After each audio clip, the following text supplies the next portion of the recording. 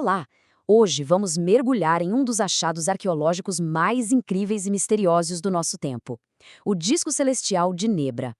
Vamos descobrir juntos como essa peça de 3.600 anos de idade acabou reescrevendo muito do que a gente achava que sabia sobre a pré-história.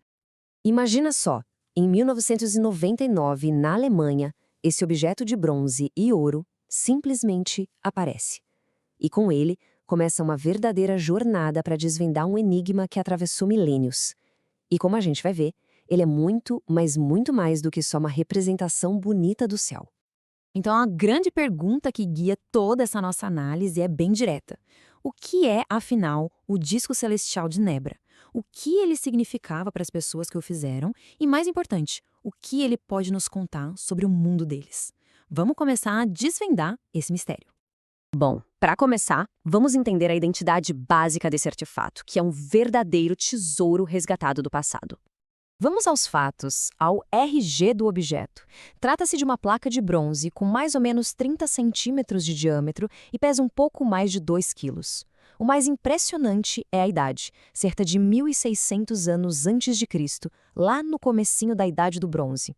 Isso faz dele simplesmente a representação concreta do cosmos mais antiga já encontrada no mundo. Agora, a história de como esse disco chegou até nós é um capítulo à parte. Parece um filme e começa, na verdade, com uma descoberta totalmente ilegal. A trajetória recente do disco é uma verdadeira aventura. Ele foi desenterrado por caçadores de tesouro em 99, passou uns anos rodando pelo mercado negro internacional e, por sorte, em 2002 foi recuperado numa operação policial cinematográfica na Suíça. Um resgate e tanto para um objeto de valor incalculável. E um detalhe que foi fundamental para a investigação, o disco não foi achado sozinho. Ele estava enterrado com outros artefatos, como espadas e machados de bronze, itens típicos da elite daquela época. Esse kit encontrado junto foi a chave para os arqueólogos conseguirem datar tudo com segurança. E quem eram as pessoas por trás disso tudo? Os criadores do disco faziam parte da chamada cultura Unatície. Era um povo que dominava a Europa Central na Idade do Bronze, e eles eram super conhecidos pela sua habilidade com metais e pela sua sociedade bem organizada. O disco é a prova máxima da sofisticação deles. Certo. Agora a gente entra na parte talvez mais fascinante. O que diabos significam esses símbolos cravados no disco? Vamos decodificar o design dele, fase por fase. No seu estado original, digamos assim, na versão 1.0, o disco era basicamente uma representação do céu. Ele tinha um círculo grande de ouro, que podia ser o Sol ou a Lua cheia, uma lua crescente, e 32 pontinhos de ouro espalhados, como estrelas. E entre eles, um agrupamento de 7 pontos bem juntinhos. E é justamente a interpretação desse grupinho de 7 estrelas que vira o jogo. A grande aposta dos especialistas é que ele representa as Pleiades, um aglomerado de estrelas que a gente consegue ver a olho nu. E essa identificação, como vamos ver, é a chave para destravar a função mais complexa do disco. Mas a história não para aí. Num segundo momento, o disco foi modificado. 2 arcos de ouro foram adicionados nas bordas opostas. Isso não foi um mero enfeite, não. Essa adição mudou completamente a utilidade do objeto. Esses arcos formam um ângulo exato de 82 graus. E olha, esse número não tem nada de aleatório. Ele corresponde com uma precisão impressionante à variação do ponto onde o Sol nasce e se põe no horizonte entre o dia mais longo do verão e o dia mais curto do inverno, exatamente na latitude onde o disco foi encontrado. É uma medida astronômica de cair o queixo. Então, na prática, os arcos transformaram o disco numa ferramenta. Se a pessoa alinhasse o disco com o horizonte real, conseguiria prever e marcar os solstícios, os dias mais longos e mais curtos do ano. Isso era fundamental para a agricultura, para rituais, para a vida daquela sociedade. E tem mais! A última grande modificação foi um terceiro arco de ouro, esse na parte de baixo do disco. A interpretação mais aceita é que ele representa uma barca solar. É um símbolo mitológico super forte, presente em várias culturas antigas, que simboliza a jornada noturna do Sol pelo mundo dos mortos, para renascer no dia seguinte. Juntando todas essas peças, a gente finalmente entende o propósito genial do disco de Nebra. Ele não era só um mapa do céu, e também não era só um calendário solar. Ele era as duas coisas, combinadas de forma brilhante num relógio astronômico portátil e multifuncional.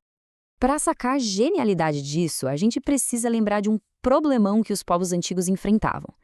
como fazer o calendário dos meses, baseado na Lua, bater com o calendário das estações, que é baseado no Sol. O ano lunar é uns 11 dias mais curto. Se você não corrigir isso, em poucos anos o seu calendário está uma bagunça completa. E a solução está codificada visualmente no disco, no que ficou conhecido como a regra das Pleiades. É uma regra de observação bem simples. Na primavera, quando aquela lua bem fininha aparecia no céu junto com o aglomerado das Pleiades, era o sinal. Era hora de adicionar um mês extra no calendário, um tipo de mês bissexto, para tudo voltar para o lugar. O disco era um guia prático para fazer essa correção.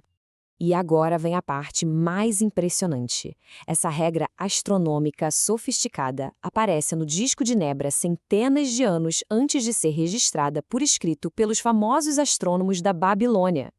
Isso simplesmente prova que o conhecimento do céu na Europa da Idade do Bronze era muito mais avançado do que qualquer um poderia imaginar. Para fechar, vamos mudar um pouco o foco. Já que entendemos o objeto, o que ele nos revela sobre o mundo e as pessoas que o criaram? Que segredos da Idade do Bronze ele nos conta? A análise química dos metais revelou uma coisa inacreditável. O cobre veio dos Alpes, na Áustria, o ouro e o estanho da Cornualha, lá na Inglaterra.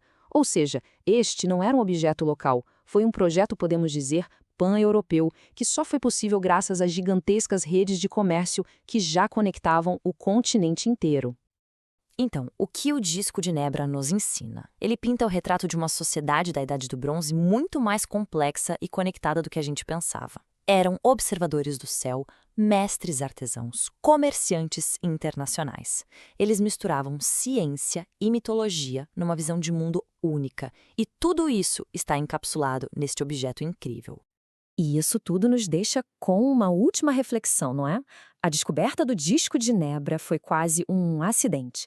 Isso faz a gente pensar, quantas outras obras-primas, como esta, cheias de conhecimento, arte, ciência, ainda estão por aí, escondidas debaixo da terra, só esperando o dia de serem encontradas?